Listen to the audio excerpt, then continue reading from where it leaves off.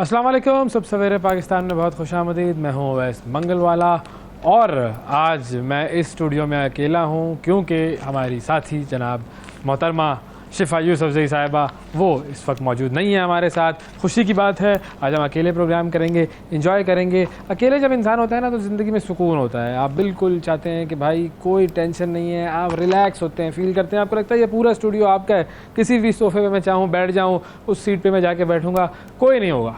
लेकिन ये सिर्फ़ और सिर्फ मेरी ख़ाम ख्याली है क्योंकि शिफा यूसुफजई लाहौर में मौजूद हैं और हमें ऑनलाइन ज्वाइन कर रही हैं। अस्सलाम वालेकुम शिफा। अस्सलाम वालेकुम अवैस, अस्सलाम वालेकुम, अस्सलाम वालेकुम टू ऑल दी ऑडियंसेस जो हमें देख रहे हैं सुबह सवेरे पाकिस्तान में। बहुत बहुत खुशामदीद। मैं हूँ शिफा यूसुफजई और आज के प्रोग्राम में मैं थोड़ा सा आपसे डिस्टेंट कम्युनिकेशन में रहूँगी, लेकिन मैं प्रोग्राम में मौजूद हूँ और सामान लेकर आई हूँ, बहुत सारी इंट्रो स्टोरीज़ लेकर आई हूँ, बहुत कुछ लेकर आई हूँ।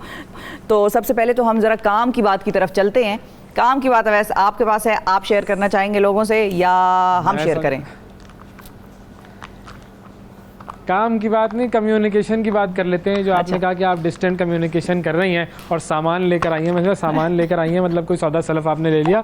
सौदा सलफ़ लेने मत जाइएगा बाज़ार, आपकी तबीयत ख़राब हो जाएगी। तो इसीलिए सौदा सलफ़ लेने से दूर रहें, खाना पीना इस्तेमाल करने से दूर रहें और पेट्रोल इस्तेमाल करने से दूर रहें। ये सारे काम छोड़ दें।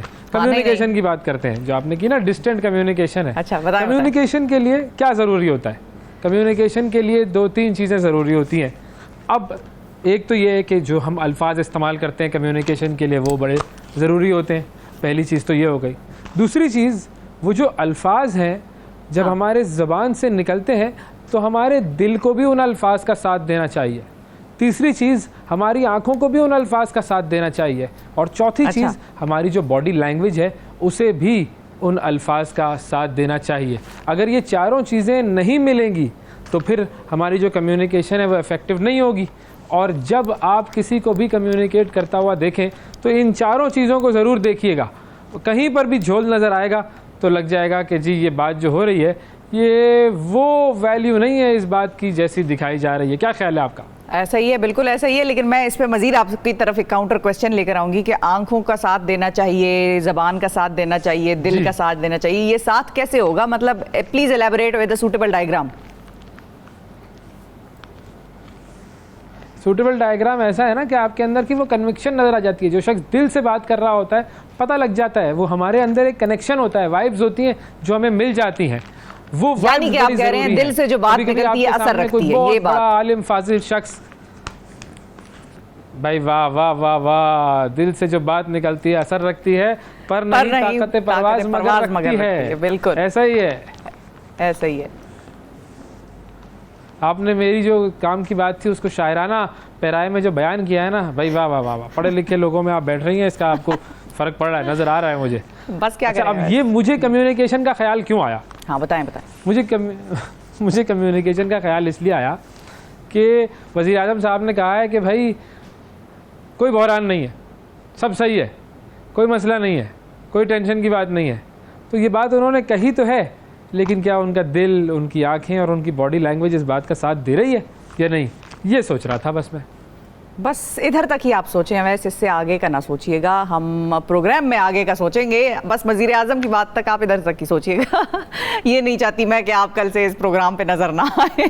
तो आपका नज़र आना ज़रूरी है, हमारे नाजरीन के दिलों में आप बसते हैं, तो आपका इस प्रोग्राम में होना बड़ा ज़रूरी है। उतना ही लाज़िम है भाई, वाकई वो कैबिनेट में बुला लें मुझे कि ओवैस हाँ आ जाओ कैबिनेट में। तुम बहुत बातें कर रहे हो प्रोग्राम पे खड़े होके, कैबिनेट में आओ ना जरा इधर बैठ के काम करो। जो है वो दिल से निकली थी, आओ करो, अब करो, अब करके दिखाओ, बातें करते हो। बिल्कुल बिल्कुल।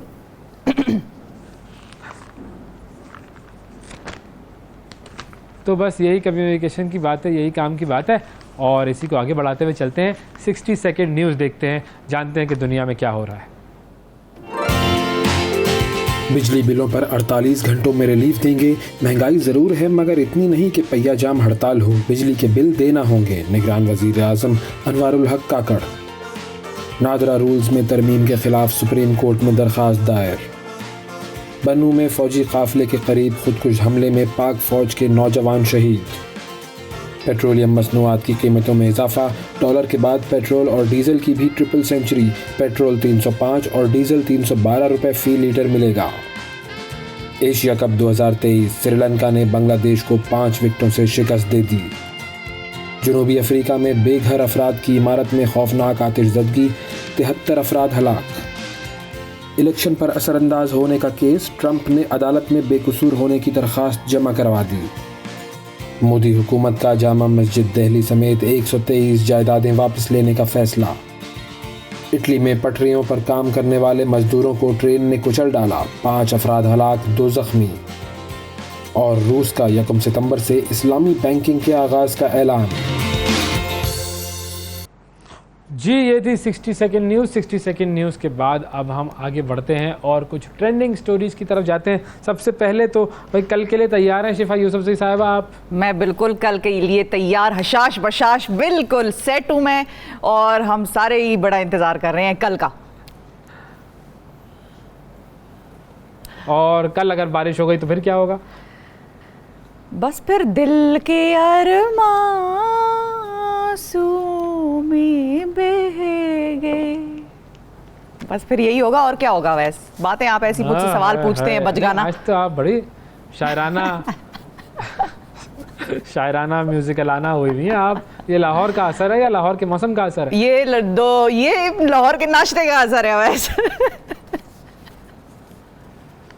ओहो, क्या नाश्ता किया भाई लाहौर में, ये तो बताएं। मैंने नाजरीन के लिए भी, आपके लिए भी, हमारी टीम के लिए भी मैंने चने पूरी हलवा खाया और बड़ा ज़बरदस्त खाया। लाहौर में तो आके आप ये ना खाएं तो बस फिर क्या आपका नाश्ता। ये टोस्ट और ये जैम और ये चीज़ें ये अलग हैं, ये नहीं लाहौर से मेल खाती।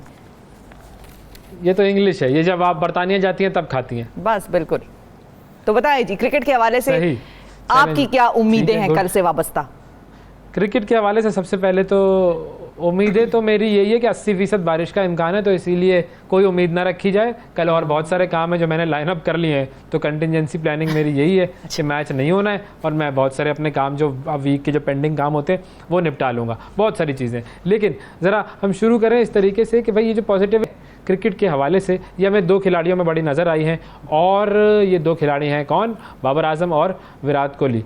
और एक वीडियो आई है, मार्केट में रिलीज़ की गई है ये वीडियो, और बेसिकली इस वीडियो के 2 हिस्से हैं। एक हिस्सा है जिसमें विराट कोहली कुछ कह रहे हैं, दूसरा हिस्सा है जिसमें बाबर आजम कुछ कह रहे हैं। तो पहले मैं आपको बताता हूं कि विराट कोहली जिन्होंने बड़े ज़बरदस्त अच्छे अल्फाज में बाबर आजम की तारीफ़ की और कहा कि जी उनका एटीट्यूड बिल्कुल भी चेंज नहीं हुआ है। जब मैं पहली मरतबा उनसे मिला था और उनके अंदर एक पैशन था और बड़ा रिस्पेक्ट की उन्होंने मेरी, और आज जब वो दुनिया के टॉप बैट्समैन बन चुके हैं तो उसके बावजूद उनके एटीट्यूड में कोई भी फ़र्क नहीं आया। Very positive words coming from Virat Kohli about Babar Azam, जिन्होंने इस बात पर बड़ी खुशी का इजहार किया कि विराट कोहली ने उनके बारे में इस तरह के पॉजिटिव पॉइंट्स का इजहार किया, पॉजिटिव जज्बात का, पॉजिटिव वर्ड्स का इजहार किया। और जब ऐसी बातें होती हैं तो बाबर आजम ने कहा कि बड़ी खुशी होती है, और वाकई ऐसा ही होता है। देखिए क्रिकेट कभी भी या कोई भी खेल लोगों को जुदा नहीं करता है, ये सिर्फ़ और सिर्फ जोड़ता है। लेकिन अगर आपके जहन में मामलात ख़राब हों तो फिर आप इसको जुदाई की तरफ लेकर जाएंगे। हाँ बिल्कुल ऐसा ही है, बिल्कुल ऐसा ही है। और खिलाड़ियों में तो आपकी शदीद दुश्मनी भी हो, अगर जाहिर है कोई ऐसी टीम होती है जिसके साथ बड़ी ख़राब सी राइवलरी होती है जैसे पाकिस्तान और भारत की है, या अब हालिया दिनों में अगर हम देखें तो हमने पाकिस्तान और अफगानिस्तान के ऐसे मैचेस देखे हैं जिसमें भाई बड़ी तोड़ फोड़, बड़ा एग्रेशन नज़र आता है और आवाम का नज़र आता है। ये बड़ी अफसोसनाक बात है, प्लेयर्स का तो आता ही आता है। तो ये चीज़ प्लेयर्स इसी तरह की मैसेजिंग हो सकती है और इसी से बाकी आगे आने वाले यंग प्लेयर सीख सकते हैं कि भाई बड़ा प्लेयर या बड़ा आदमी, बड़ा खिलाड़ी कैसे बना जाता है। सिर्फ वो गेम ही अच्छी नहीं खेलता बल्कि वो अगले को एकोमोडेट भी करता है। वो कभी कभार उनको अपने ड्रेसिंग रूम में बुला लेगा, कहेगा आओ भाई हमारे साथ बैठ के तुम खाना शाना खाओ, हम जीते हैं, तुम सेलिब्रेट हमारे साथ करो आके। तो ये सारी चीज़ें हैं जो कि किसी भी खेल को वो उसका वो पर्पस एक तरह से दिलाती हैं कि भाई स्पोर्ट्स ब्रिंग पीपल टुगेदर। ऐसा ही है, बिल्कुल ऐसा ही है। और अब देखते हैं कि कल ये दोनों टुगेदर होते हैं या नहीं होते, क्योंकि 80% बारिश का इम्कान है भाई। 80% इम्कान का मतलब ये है कि बारिश तो बस होवे ही होवे। लेकिन बहरहाल अल्लाह ताला जो है वो सब चीज़ों का मालिक है, मौसमों का चलाने वाला है। हाँ। वो जब चाहे जैसा चाहे कर दे मौसम को।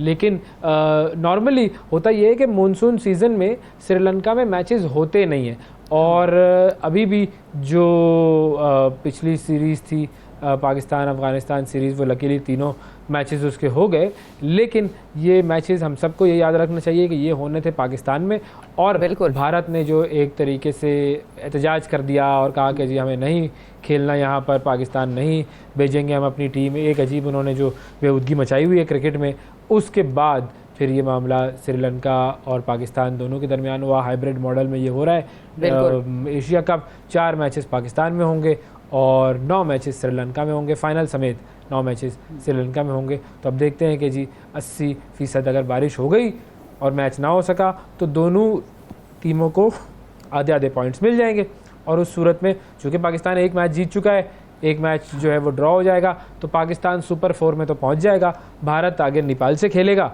तो वो नेपाल को हरा ही देगा ऑब्वियसली। तो वो भी सिर्फ बातें ना करें सिर्फ। तो ये मैंने एक तो हमने दरखास्त की हुई, अच्छा प्रेडिक्शन आपने कर दी है, बिल्कुल ठीक है, बहुत हम आपकी प्रेडिक्शन क्रिकेट के हवाले से सर आंखों पर लोग दुनिया मानती है भैया वैस की प्रेडिक्शन को, हम भी उतना ही उस पर एतमाद लेकर आते हैं लेकिन एक तरफ हमने आपसे दरखास्त की हुई है वर्ल्ड कप के मैचेस की जो कि हम भारत में जाकर देखना चाहते हैं, और दूसरी तरफ अगर चलो वो नहीं हो रहा, उसके बारे में आपने तो हमें खुद से अपडेट कोई नहीं किया, तो हम ये समझ लेते हैं, अखज़ कर लेते हैं कि भाई उसमें कोई पेशरफ्त आपने की नहीं है, तो इधर ही कुछ कर लें, कुछ एशिया कप का ही कोई फाइनल, कोई वो जो फाइनल 4 मैचेस हैं, मैं भी भारत नहीं जाऊंगा भाई एहतिजाजन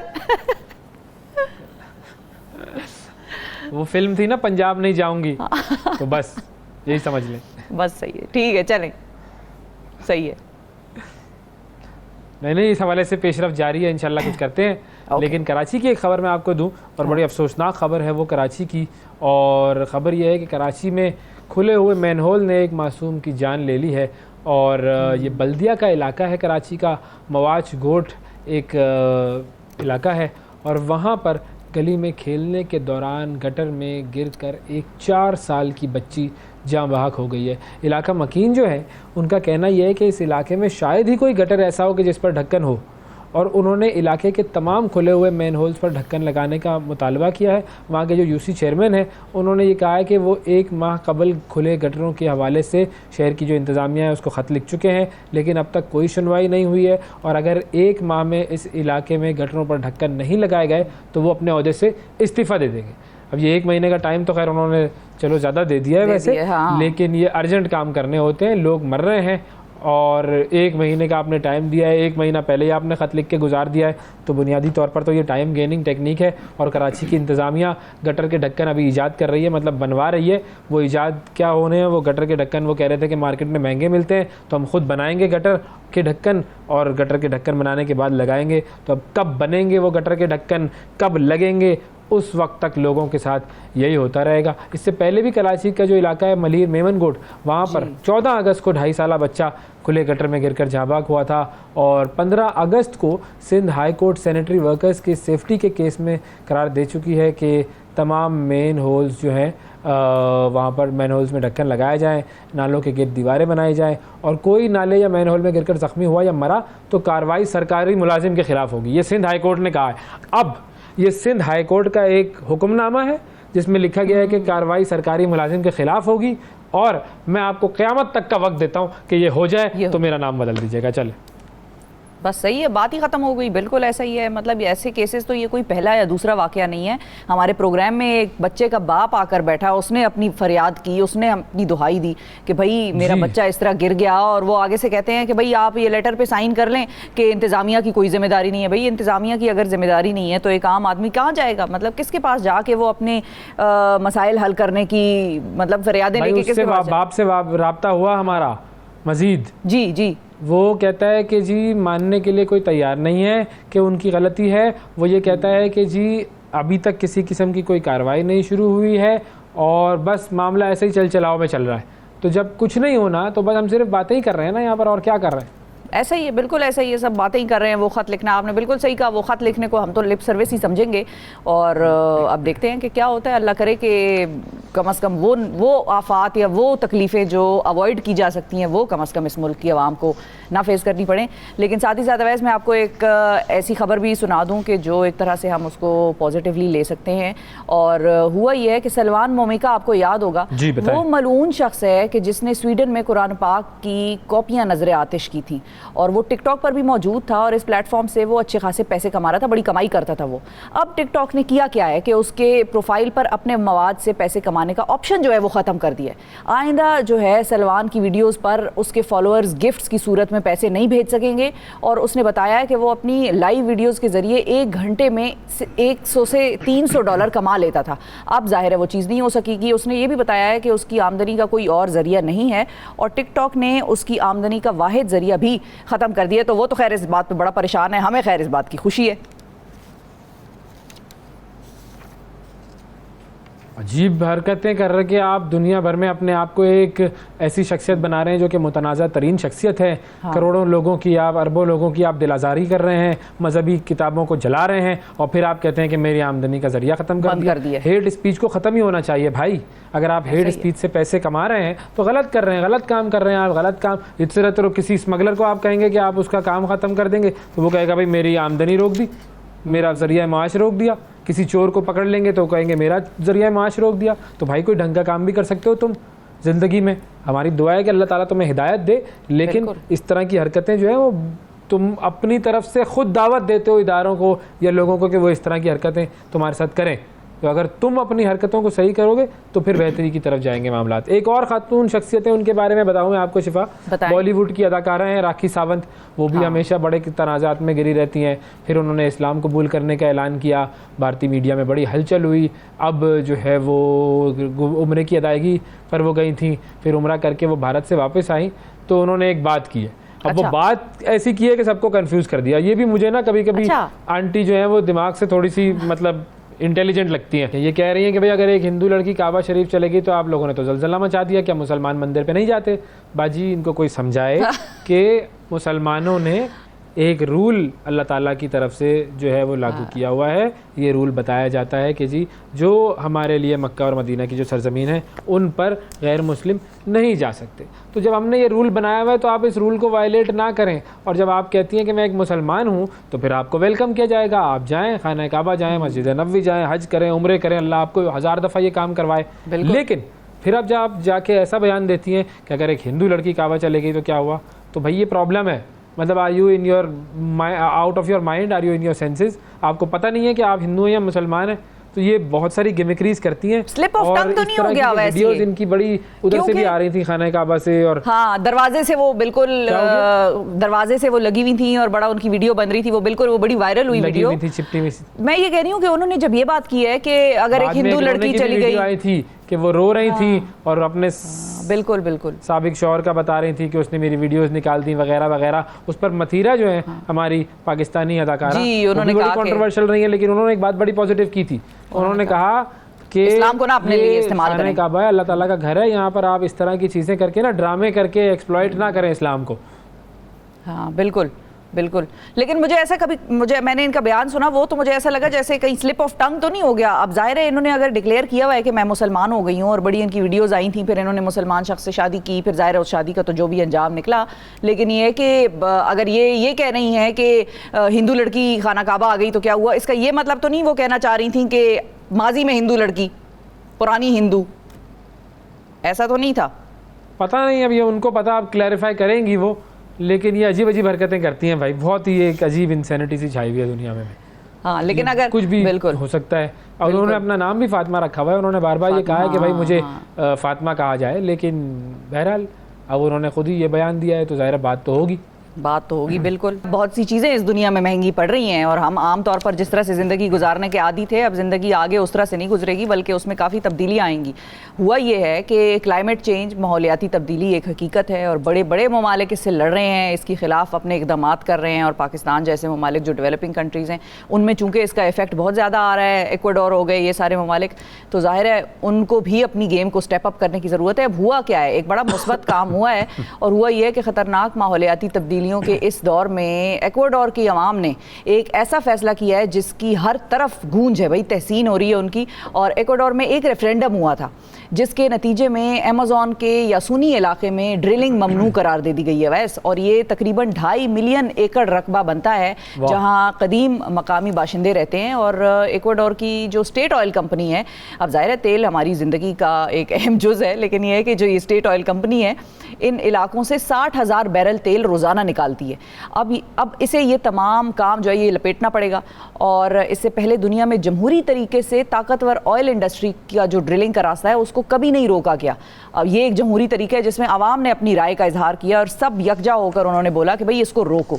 अमेरिका में तो मैं आपको एक बात बताऊं कि तेल की लॉबी इस कदर ताकतवर है कि उन्होंने अवामी नुमाइंदों को ख़रीद कर, ये बड़ा इल्ज़ाम उन पर लगता रहा है, उन्होंने अवामी नुमाइंदों को ख़रीद कर मुख्तलिफ एक तरह से पर्क्स एंड प्रिविलेजेस देकर 18 रियासतों में तेल की जो तेल की तनसीबात हैं उन पर मुजाहरे करने को गैर कानूनी करार दिया है। इसके खिलाफ इन्होंने लॉ बनवाया है उन लॉ मेकर से।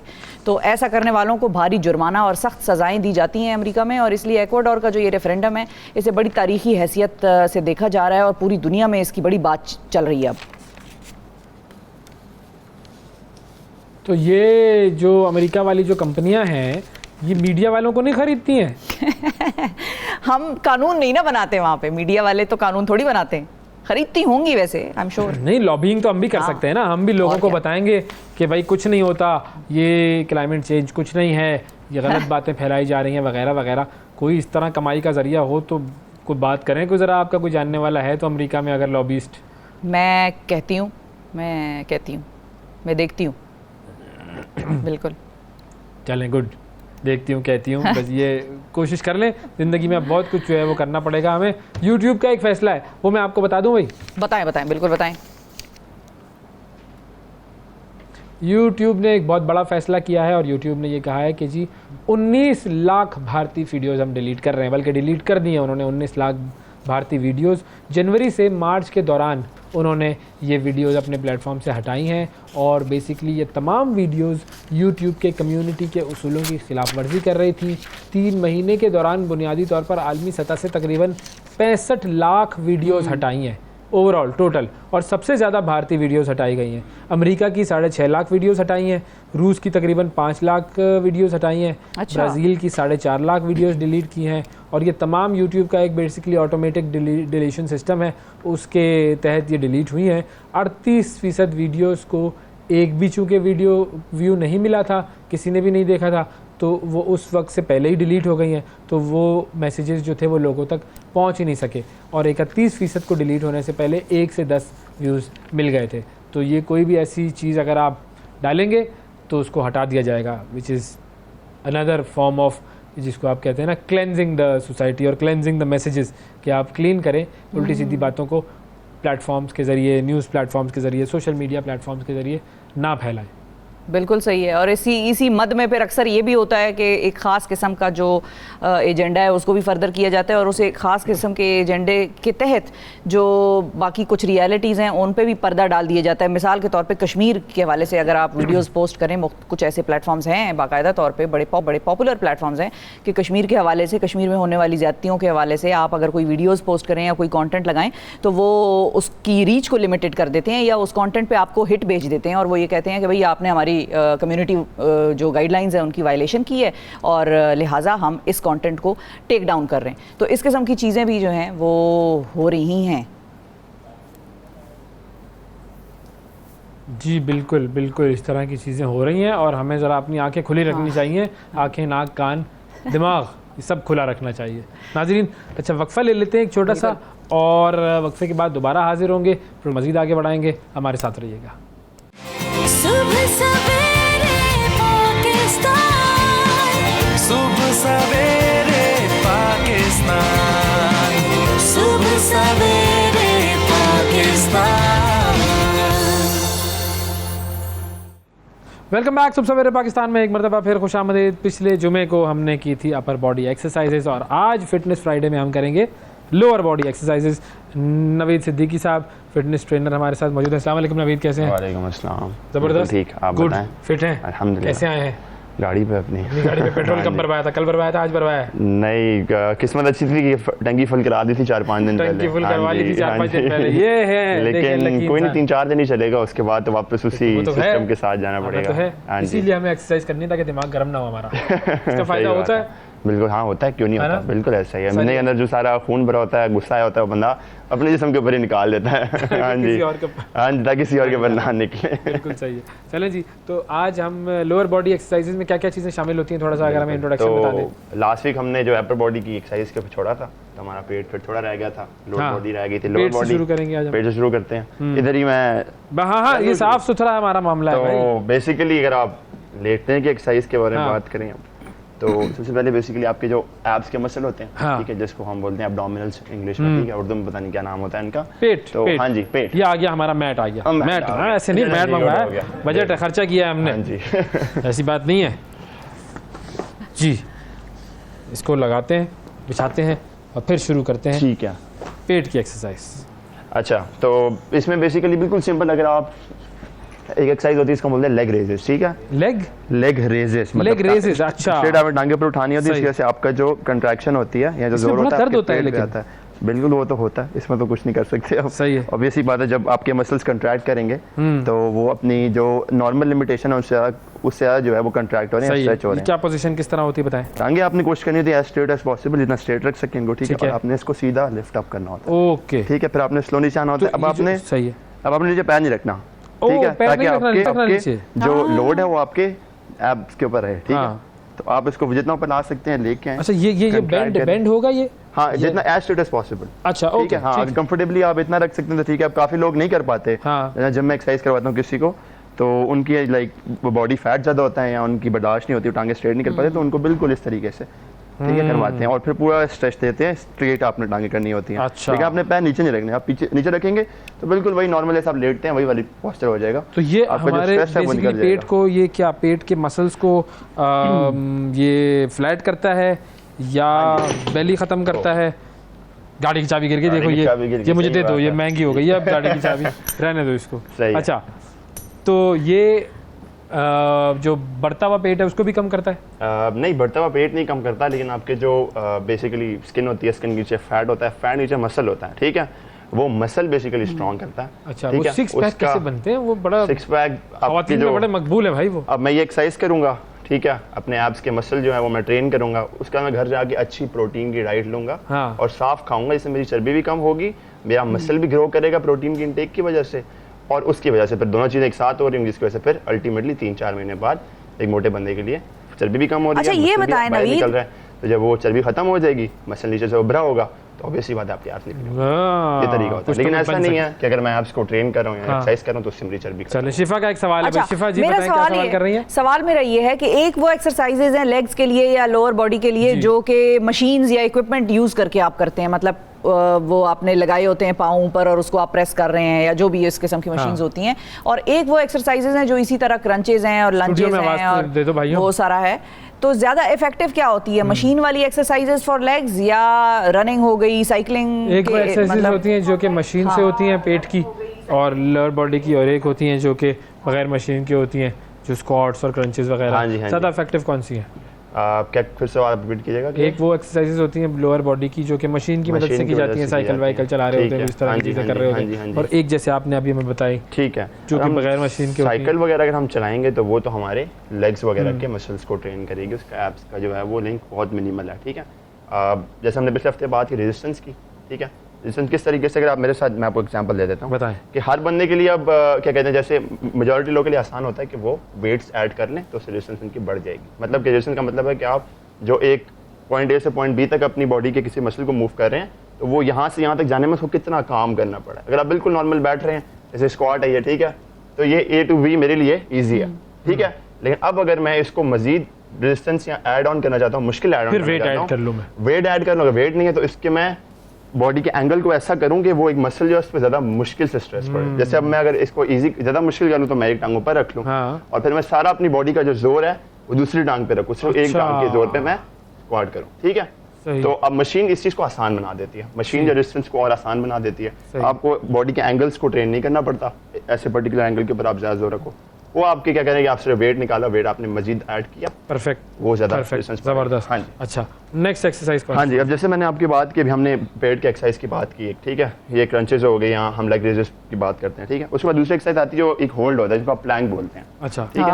प्लैंक होल्ड ये होता है कि हाँ। आप इस तरीके से करते हैं, यस, ठीक है, एक पूरा ब्रिज बनाते हैं, हाँ। ठीक है। अब इसमें क्या होगा कि जो मेरे जिस्म की जो हम ग्रेविटी की बात करते हैं, तो ग्रेविटी हमारे बॉडी के मिड पॉइंट पर सबसे ज्यादा एक्ट करती है, सही है। ठीक है। तो मिड पॉइंट इस वक्त मेरा कौन सा है? इस वक्त आपका ये, बिल्कुल बिल्कुल, और मेरा जो है वो सारा जोर उसको होल्ड करने की वजह से, लोअर बैक को ऊपर करने की वजह से मेरा सारा ग्रेविटी की तरफ, जमीन की तरफ जो खिंचाव है मेरे पेट पे पड़ेगा। सही तो है। जितनी देर मैं इसको होल्ड कर सकता ये हूं, कितनी देर तक कर सकते हैं आप? जितनी कैपेसिटी आप उसको हर दफा आप पुश करें। कितनी देर तक कर सकते हैं? मैं अगर मरने वाला हो जाऊं तो 4 साढ़े 4 मिनट ओए, बड़ा लंबा टाइम है भाई ये, मैं 4 एक साढ़े 4 मिनट तक मिनट तो कर सकता हूँ। हाँ, 1 मिनट, 1 4 भाई 30 फिटनेस सेकंड, ट्रेनर है 1 भाई। मिनट मेरा भी होता है, बिल्कुल। क्या बात करें, मैं झूठ ना बोले, अल्लाह नहीं नहीं, पूछेगा ऐसे झूठ क्यों बोलना मैंने? आपको। अच्छा, फिर मैं 2 मिनट कर सकता हूँ। मैंने कितना किया था मुझे आखिरी याद नहीं है, लेकिन 1.5 मिनट तक मुझे याद पड़ता है, मैं हाँ कर जी। पाया था, कुछ ना कुछ हो गया। अच्छा। 60 सेकंड्स तो आराम से हो जाता है वो। सही, हाँ, तो मसला लेकिन नहीं। एक चीज बिल्कुल। होती है, ये करते हुए जो आपको जब पेन हो रहा होता है, तो हाँ, आपका हाँ, वक्त थम जाता है। आप टाइमर अगर आपने लगाया हो Yes. सामने, आप टाइमर को ना देख रहे हो और आप 10 सेकंड बाद देखो, आपको लगता है कि टाइमर हिल ही नहीं रहा। 2 सेकंड गुजरे होते हैं, हाँ। वक्त बहुत स्लो हो जाता है। ये वैसा ही होता है, बिल्कुल। चलें, ये अब इसी हम तरह। अगले एक्सरसाइज के बारे में अगली। बात करते हैं। अब हमने एब्स के बारे में जी। बात की, पेट के बारे में बात की, ठीक है। अब हमने बात की स्क्वाट्स। आप मेरे साथ जी। अगर करेंगे तो आप एक चीज बताएं, बताते हैं, स्क्वाट्स resistance में। आखिरी एक्सरसाइज हम कर आप रहे हैं। करें नॉर्मल स्क्वाट मेरे जी। साथ, जैसे हम करते हैं, नीचे बैठे, ठीक है, बस अपनी सलवार का ख्याल कीजिएगा, हाँ। बाकी ख्याल है, ठीक है। नीचे बैठे, ऊपर खड़े हुए, ठीक हाँ। है। अब आपको कहाँ फील हुआ ये करते हुए? आपके यहाँ भी फील हुआ? Yes.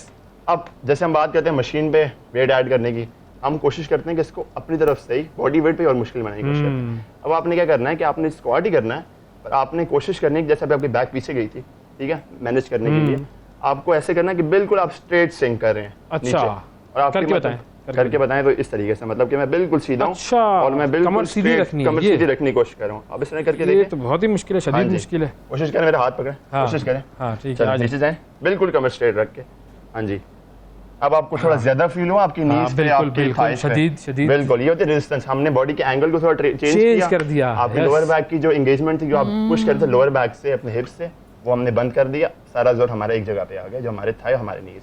वाह, ठीक है। ये देखिए, इसका मतलब है आप एंगल चेंज करेंगे तो पोजीशन चेंज करने से, एंगल होगी। चेंज होने से रेजिस्टेंस बढ़ जाएगी। वही काम जो हम वेट से करते हैं। थैंक यू नवीद, बड़ा ज़बरदस्त आपने 3 एक्सरसाइजेस बताई हम, और एक्सरसाइज करते रहेंगे हम। फिटनेस फ्राइडे, हर फ्राइडे को ज़रूर देखिए, हम आपको फिट करके ही रहेंगे। वक्फा लेते हैं, वक्फे के बाद दोबारा हाजिर होंगे।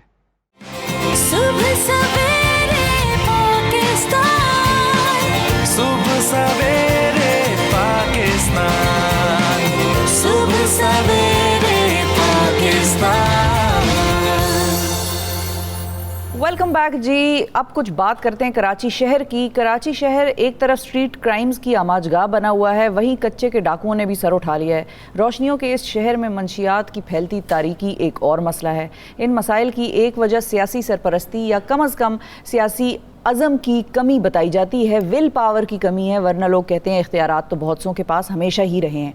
निगरान हुकूमत के आने के बाद आवाम को उम्मीद हो चली है कि जराइम में वाज़े कमी नज़र आएगी, और कुछ लोगों का अलबत्ता ये भी कहना है कि निगरान हुकूमत तो ख़ुद जो है वो सिर्फ इलेक्शन की मुद्दत तक ही रहती है, तो बहुत ज़्यादा डिसीजन मेकिंग की पावर्स भी शायद इनके पास नहीं होती, या बहुत ज़्यादा डिसीजन मेकिंग की विल इनके पास नहीं होती। तो पता नहीं अब इन 90 दिनों तक, जब तक या इलेक्शंस नहीं हो जाते, तब तक कराची का क्या बनेगा। और निगरान वज़ीर दाखिला सिंध ब्रिगेडियर रिटायर्ड हारिस नवाज साहब ने गुज़िश्ता हफ्ते कहा था कि कराची के शहरियों को 2 हफ्तों में स्ट्रीट क्राइम्स में जो है वो कमी नज़र आएगी। उन्होंने ये भी कहा था कि वो जराइम पेशा अफराद के लिए ज़मीन तंग कर देंगे, और उन्होंने कहा कि जहाँ तक हो सकेगा वहाँ तक लड़ूंगा कराची के लिए, और मंशियात के खिलाफ एक सख्त मुहिम शुरू करने का भी अज़म रखता हूँ।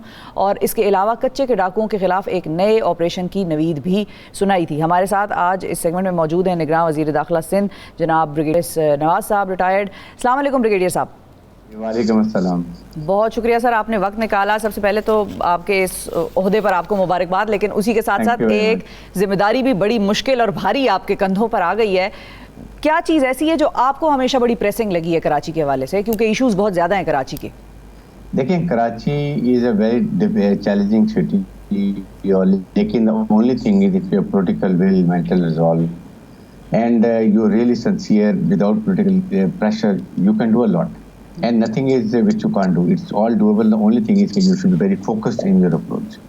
अब बात है कि कराची में 2-3 चीज़ें भी है वेरी पर्टिकुलर, उसके ऊपर हमने असल में 1-2 दिन में कराची में सारी पुलिस की नई एडजस्टमेंट्स हो रही हैं. May be today the posting order is out हो जाए, जिसमें DIGs हैं, SSPs हैं. मेनली हमने फोकस किया कि उनको पहले सबको नए लोगों को लगाएं और उनको नई पॉलिसी के साथ विदाउट पॉलिटिकल प्रेशर की जो पोस्टिंग होती हैं वो नो फेवरेटिज्म ऑल मेरिट, वो कोशिश हमने बहुत की है और आज उनकी पोस्टिंग उम्मीद है कि निकल जाएंगी. उससे ये कोई 1-2 दिन में सेटिंग प्रोसेस जिसकी वजह से डिले हो रहा है. Then we are very clear about Karachi street crimes, number 1. Number 2, narcotics which are wide spreading in school, college, universities में आ रही हैं और इसके लिए जहाँ बनती हैं, जो फैसिलिटेट करता है, जो प्रोवाइड करता है, we'll go all out and we already made a plan and it very visible change इंशाल्लाह कराची. वो हमारे कच्चे के एरिया में जो आपने देखा कि अभी तो वीडियोस आ रही हैं कोटी में और कश्मीर के एरिया में, वो that is very disturbing. Honestly I feel the only thing is कि कच्चे में पानी अभी 3-4 दिन में उतर जाएगा और उसके बाद हमने रेंजर्स पुलिस मिल के और करेंगे हम for all intelligence based operation, not कि वी गो जस्ट वो जो होता है सब जगह जाना शुरू कर दें and then result is zero. We will get information and like the way army do it and then we are going to operate. और हमने इनको इंश्योर करना है कि life and property of all ये जो बॉर्डर विलेजेस हैं कच्चे के साथ सबको सेव किया जाए, जो कि बहुत ज़्यादा तशवीर है. हमारी हिंदू बरादरी है, उनको उठा के ले जाते हैं. अब और फिर उसमें प्रॉब्लम जो होती है, कुछ फैमिलीज होती है ना, they don't cooperate, they want के पैसे दो छुड़वा लो. वो पैसे भी जो दरमियान में होते हैं, मिडल मैन होते हैं, पैसा भी खा जाते हैं. तो अभी भी ये अपने देखिए वीडियो जिसमें एक बूढ़े आदमी को वो जंजीरों में बांधा हुआ है, उन्होंने कुछ पैसे भी ज़ाया किए. बट 2-3 दिन में we have already reached over there. The only thing is water recede हो जाएगा 2 दिन में and will going to recover. और हमने पहले भी कश्मीर में 29 एक बार हुए थे, हमने 25 रिकवर कर लिए. इसी तरह कराची में आप देखेंगे तो ओनली थिंग इज कि सिर्फ ये आज 1-2 दिन में डस्ट सेटल हो जाए हमारी ये पोस्टिंग थी. सर, ये जो आपने बात की कि कराची में जो है पुलिस के निज़ाम को रिवैम्प कर रहे हैं और नए लोगों को ला रहे हैं, तो ये तो बड़ा ही एक रेजिस्टेंस वाला काम है, क्योंकि वहाँ पर तो बात हमेशा ये होती है कि कराची में कम्युनिटी पुलिसिंग है नहीं. कराची में जितनी पुलिस है वो सारी बाहर से आई हुई है, तो इसीलिए वो कराची को इस तरीके से ओन नहीं करते. तो वो पुराने जो लोग हैं उनको क्या आप लोग दोबारा से कहीं उनके अपने अपने डोमिसाइल वाले इलाकों में भिजवा देंगे या उनके अपने आबाई इलाकों में भिजवाएंगे, ये किस तरह होगा? नहीं, देखें, इसमें इक्वल रिप्रेजेंटेशन भी चाहिए. इसमें सिंध के भी पुलिस, सिंधी भी हैं, फिर उर्दू स्पीकिंग है, पठान है और बहुत ऑनेस्टली मैं बताऊँ वैसे इतनी professional police. The only thing is कि they need direction and they need good governance and impartial. जो आपको ये नो कि जी इसको लगा दें, थाना भेज दें, थाना बिकता है, थाने में जाने के बाद आप मुझे बताएं वो SHO क्या करेगा, पैसे कमाएगा और जहाँ देना वो देगा. ये चीज़ें अब नहीं है. That is what I senior inspectors, mature, field experience, बाकिरदार ऐसे लोग जो साइड पे बड़े अच्छे से बैठे हैं. कुछ हैं जो हर वक्त SHO ही लग रहे हैं और कुछ हैं जो बिल्कुल साइड पे हुए हैं. I think we are going to have a good combination of this professional and competent individuals. अच्छा ब्रिगेडियर साहब, आपका क्योंकि एक्सपीरियंस जो है एक और ऐसे प्रोफेशनल इदारे का है, पॉलिटिकल बहुत ज़्यादा इन्फ्लुएंस होता है. फातिमा केस जो है, शिफा प्लीज एक मिनट. जी जो फातिमा वाला जो केस है वो चल रहा है, उसके अंदर बात हो रही है कि जी जो पॉलिटिकल इन्फ्लुएंस है वो बहुत ज़्यादा किया जा रहा है. तो उस केस को अगर स्पेसिफिकली देखें और जनरली भी पॉलिटिकल जो इन्फ्लुएंस है, कैसे उसको डील किया जाएगा?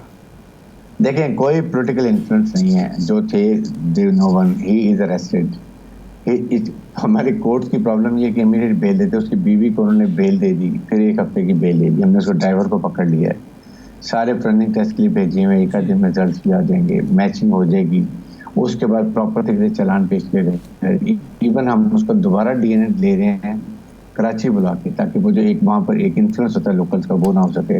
एक दिन आज या कल वो शिफ्ट होगा कराची, जहाँ दोबारा DNA टेस्ट लेंगे under the supervision of health minister doctor Saad Niyaz is a very good doctor. वो अपने सामने करवाएंगे ताकि एक कोई भी डॉक्टर रखें. तो और मे भी अगर जरूरत पड़ेगी तो even I will shift him to Karachi also, so that ये बिल्कुल ही इन्फ्लुएंस निकल जाएँ. और पुलिस उसके लिए हमने बहुत अच्छी टीम की है, वो इंक्वायरी भी कर ली है और अब ये फॉरेंसिक के बाद इंशाल्लाह चालान पेश किया जाए. बिल्कुल सही। अच्छा ब्रिगेडियर साहब, जो मेरा एक सवाल था वो ये था कि जाहिर है आपका एक्सपीरियंस जो है अपना, आपका जो इदारा है वो पाकिस्तान का one of the most professional इदारा है आर्मी का, और उनके कुछ रूल्स कवानीन कायदो ज़वाबित तय हैं जिसके अंदर वो ऑपरेट करते हैं, और जाहिर है डोमेन अलग अलग है, लेकिन मैं चाह ये रही हूँ कि आप वहाँ की भी कुछ बेस्ट प्रैक्टिसेस सिंध पुलिस में इम्प्लीमेंट करा सकते हैं। मतलब हो सकता है उससे कोई इम्प्रूवमेंट आ जाए। मिसाल के तौर पे जाहिर है पुलिस बहुत ज़्यादा शहरों में नज़र आती है, तो जाहिर है वो ज़्यादा प्रोन टू द जिसको कहते हैं अटैक्स भी है, उन पे हमले भी होते हैं। हमने देखा केपी में तो बहुत ज़्यादा पुलिस को टारगेट किया जाता है दहशतगर्दी के मामलात में, या अदरवाइज़ भी दुश्मनदारियाँ हो जाती हैं, वो पुलिस किसी को पकड़ के लेके जाती है तो वो दुश्मनी बना लेते हैं उससे। तो आर्मी तो ज़ाहिर है एक सर्टन एरिया में ऑपरेट करती है, लेकिन वहाँ की कौन सी ऐसी बेस्ट प्रैक्टिस है जो आपके माइंड में पुलिस के इदारे में इम्प्लीमेंट की जा सकती है जिससे बेहतरी आए? देखिए, वो हमारे आर्मी में बड़ा क्लियर है कि मेरिट पे कोई कॉम्प्रोमाइज नहीं है, और हमारे जो ऑफिसर्स होते हैं they lead from the front, उनकी मोटिवेशन होती है and they want to go all out. और फिर इंटेलिजेंस बेस्ड ऑपरेशन, ये जो होता है ना, विदाउट सोचे समझे जाके कच्चे में जाके अपने लोगों को शहीद भी करवा लो और don't get any result.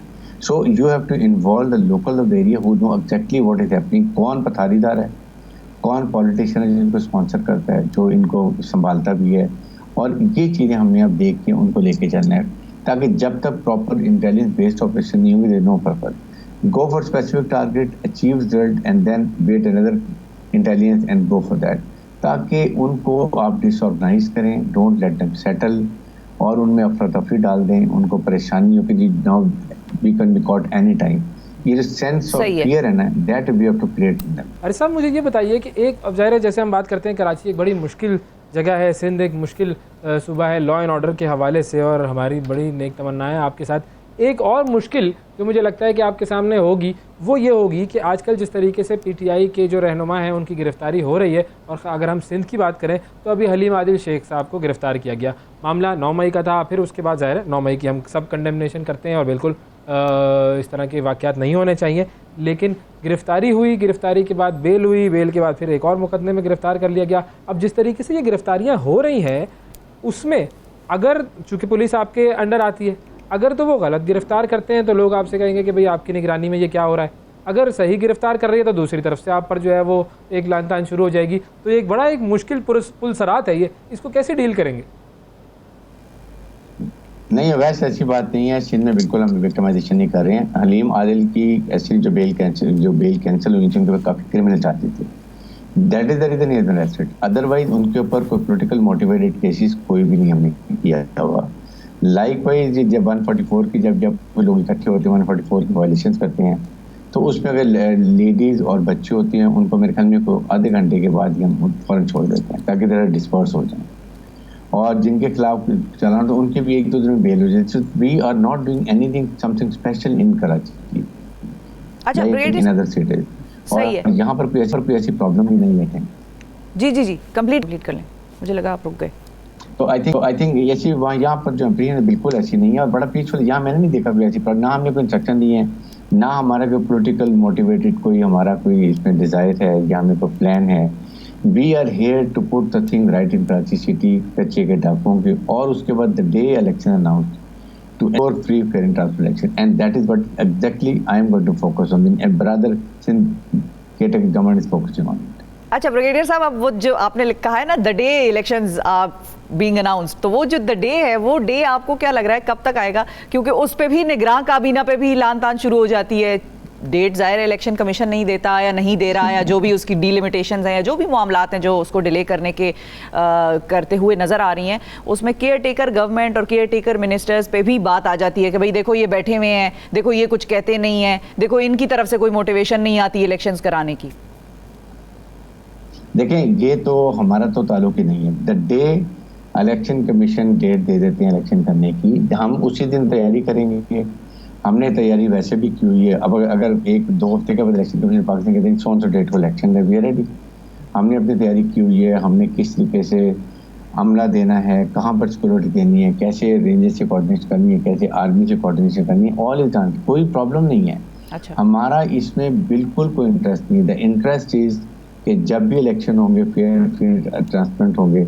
Number 2, जब तक इलेक्शन नहीं हो रहे हैं we will continue doing our routine work. Routine का मतलब ये है कि कराची के शहरियों के लिए हमने जो प्रॉब्लम है वो ठीक करनी है, उसके बाद ये नार्कोटिक्स है, फिर यहाँ पर एक आपने देखा होगा कि आजकल ये जड़ा वाला इंसिडेंट जो इस तरह का, वी डोंट वांट कि हमारे एटलीस्ट में ऐसी कोई प्रॉब्लम हो जाए। अफगानिस्तान के इशूज़ हैं, तो ये सारी चीज़ें हम इंशाल्लाह इसको चेक करेंगे। और जब इलेक्शन होता है तो फुल रेस्टिंग करेंगे। अब ये डिपेंड करता है कि इलेक्शन कमीशन, उसके बाद जो पार्टीज आजकल अपना नुक्ता नज़र रखती हैं, तो लेट्स सी। आपने देखा ना CCI में आपने तमाम पार्टी से मिल के कहा कि पहले डिजिटाइज जो है सेंसस उसको फाइनल किया जाए, तो उसकी हल्का बंदियाँ की जाए, फिर इलेक्शन की जाए। तो now it is up to देखें कि हाँ इलेक्शन में डिसाइड करते हैं, we ready, we have no issue, we have no political design and no political ambition at all. अच्छा, और सर सिंध के हवाले से अगर हम बिजली वगैरह की बात करें तो ज़ाहिर है बिल्स आ रहे हैं, लोग उस पर भी हल्का फुल्का एहतजाज कर रहे हैं, कहीं ज़रा ज़्यादा कहीं कम, लेकिन ये है कि हो जाते हैं लोग डिस्पर्स। उसके हवाले से क्या आप लोगों की इंस्ट्रक्शंस हैं? क्या आवाम को भी उसके मद में गिरफ्तार कर रहे हैं या नहीं? ऐसी कोई इंस्ट्रक्शंस नहीं है? People are free to protest and raise their voice against. they are free to protest, लेकिन definitely we are educating them कि ये एक हमारा सूबाई पर मसला नहीं है, पूरे पाकिस्तान का मसला है। और I think prime minister Pakistan ने क्लियर करके 1-2 दिन में they might give some relief of negotiating with IMF world bank, तो देना चाहिए। आई डू 100% कि जिस तरीके से पेट्रोल महंगा हो रहा है, जिस तरीके से तमाम महंगाई हो रही है, इस पेट्रोल महंगा जो अभी आज हुआ है इससे और ज़्यादा महंगाई होगी। तो ये मेरे ख्याल में ये, और इसके लिए हमारी शिफा प्रॉब्लम ये है, हम अपना घर नहीं ठीक करते हैं। हाँ जी, हम वर्ल्ड बैंक से जाके 212 अरब का एक नया मनी बजट लाने ले लिया थे। हम IMF FBR में 2000 से 3000 अरब रुपया एक साल में टैक्स रिवीजन होता है। स्टेट कॉर्पोरेशन पर 800-900 रुपये साल में लगाते हैं, स्टील मिल, रेलवे, PIA, सो। हम इसको ठीक क्यों नहीं करते? प्राइवेटाइज कर दें, पैसा मिल जाएगा। 2000 अरब में से इस तरह चले 25 अरब, 5 अरब बचा लेंगे, तो you don't have to beg IMF world bank. Tell them कि we are not going to put taxes, हमें अपने पर खुद ठीक है पैसा अपने खुद रिसोर्सेज अरेंज कर रहे हैं, मैनिपुलेट कर रहे हैं। प्रॉब्लम ये है कि आसान काम है अवाम पर टैक्स डालो। आई डिसएग्री टोटली, ये फ़र्क है। इसीलिए अवाम अपने नुमाइंदों को लेके आती है कि गवर्नेंस अच्छी करें। आप अवाम के लिए तो कुछ करते नहीं है। नोबडी रियलाइजेस कि what how people of Pakistan going through this mental economic problem. तो डूएबल है। हमने घर को, आप बताएं, हमने कहीं ऑस्ट्रेलिया ड्राइव की है, 6-6, 7-7, 10-10 गाड़ियाँ चल रही हैं, पेट्रोल खुला चल रहा है। बिल्कुल, president house, prime minister house, ये जिसमें गवर्नर हाउसेज में जो एक्सपेंडिचर्स होती हैं, कट छोट करें, एक डिश शुरू करें, 10-10 डिशेज बन रही हैं। तो there it is all can be done, only thing is कि इसको टॉप से starts and then trickle downs, that's what is answer. बिल्कुल सही बात है, वो टॉप से ही स्टार्ट होना चाहिए। थैंक यू सर, बहुत शुक्रिया अदा करेंगे, आपका वक्त दिया आपने। And again we wish you best of luck कि सिंध के और कराची के मामलात आप संभालें और बेहतरीन नजर आए। थैंक यू जी। नाज़रीन, वक्फा लेते हैं, वक्फे के बाद दोबारा हाजिर होंगे, हमारे साथ रहिएगा। सुबह सवेरे पाकिस्तान, सुबह सवेरे पाकिस्तान, सुबह सवेरे पाकिस्तान। वेलकम बैक जी। आर्ट जो है वो अपना रास्ता निकाल लेता है और शौक़ भी अपना रास्ता पैदा कर लेता है। लोग कहते हैं शौक़ का कोई मोल नहीं होता, वाकई ये सही कहते हैं, शौक़ का कोई मोल नहीं होता। और जब आपको शौक़ होता है तो आप ये नहीं देखते कि भाई आप अपनी ज़िंदगी में कितने मसरूफ़ हैं या कितनी अलग अलग किस्म की ड्यूटियाँ कर रहे हैं, आप उस शौक़ के लिए रास्ता बना लेते हैं। इसी तरह के आज हम एक आर्टिस्ट से आपकी मुलाकात कराने लगे हैं, जिन्होंने किसी से सीखा नहीं, ख़ुद से सीखा, अपनी अकल से, शऊर से, दानिश से सीखा और इतना ज़बरदस्त वो आर्ट प्रोड्यूस करते हैं। वो ट्रैफिक पुलिस के एहलकार और इम्तियाज़ नूरिश साहब हमारे साथ मौजूद हैं, जो कि कैलीग्राफी करते हैं और बड़ी खूबसूरत करते हैं। आपको हम उसके नमूने दिखाएंगे। अस्सलाम वालेकुम इम्तियाज़ साहब। वालेकुम सलाम। बहुत शुक्रिया, आपने वक्त निकाला प्रोग्राम के लिए और आप अपने आर्ट के नमूनों के साथ आए हैं। इम्तियाज़ साहब, सबसे पहले ये बताएं कि आप ज़ाहिर है ट्रैफिक पुलिस में हैं और आपकी ड्यूटी है, सख्त जॉब होती है, किस किस्म की ड्यूटी पर आप मामूर हैं इस वक्त? ऑब्वियसली हमारी, जैसे आपको पता है मैम, कि हमारी ड्यूटी है रोड पे ट्रैफिक को कंट्रोल करना, उसके बाद ट्रैफिक मैनेजमेंट और लोगों को वायलेशन से रोकना ताकि हादसात से लोगों को महफूज बनाया जाए। वो तो चले, लोग रुकते नहीं हैं लोग जब तक आप जुर्माने ना करें। ऑब्वियसली मैम, हम जो ना रोड के ऊपर इसलिए खड़े हैं, वो आपकी ट्रैफिक कंट्रोल करने से ज़्यादा आपकी जो सख्त ड्यूटी है वो लोगों का सामना करना होता है। और प्रेजेंस कभी अगर मैं क्योंकि आमतौर पे जो बात मैं आपको बताने लगी हूँ ये हमारी कौम की और वैसे भी सही की है, ये दुनिया में मैंने देखा है कि अगर हम देख लें कि कोई एहलकार खड़ा है, वर्दी में खड़ा है, पुलिस, ट्रैफिक पुलिस, कोई और वर्दी वाला एहलकार कर रहा है तो हम ज़रा कॉशस हो जाते हैं, हमें पता है भाई यहाँ पर ये रूल लागू कराने के लिए खड़ा हुआ है और अगर नहीं करेंगे तो फ़ौरन ही पर्चा पकड़ाएगा। तो अगर वो नहीं होता तो फिर हम भी ज़रा दीदा दलेरी से होकर आगे गुजर जाते हैं। लेकिन आपकी ड्यूटी वैसे कितनी सख्त है, कितने आवर्स होते हैं, क्योंकि उसको मैं लाना चाह रही हूँ आपके इस आर्ट के शौक़ के साथ। मैम उसमें 8 घंटे हमारी जो ड्यूटी होती है, उसके अलावा आप जब घर से तैयार होकर निकलते हैं और जब आके ख़त्म करते हैं तो आपके आलमोस्ट 10 से 12 घंटे आपके वर्किंग आवर के काउंट होते हैं। तो बाकी आप 8 घंटे नींद करें और बाकी आपके पास 4 घंटे बचते हैं। आपने जैसे इंट्रो करवाया कि आर्ट अपना रास्ता निकाल देता है, पैशन अपना रास्ता निकालता है, तो बिल्कुल उसकी ये मिसाल है एक कि मैं अपनी इतनी सख्त ड्यूटी के बाद भी जो है कि अपने आर्ट को साथ लेके चल रहे हैं। और ये वाला ऐसा पैशन है कि इसमें बहुत ज़्यादा आपको टाइम चाहिए होता है, आपको टाइम बड़ा चाहिए होता है। आपने बड़ा वो आराम से और धीमे मिजाज से आपने वो पेंटिंग अपनी कंप्लीट करनी होती है और उस लेवल पे लेके जाना होता है जहाँ पे वो एक्यूरेसी का एक लेवल होता है। बिल्कुल।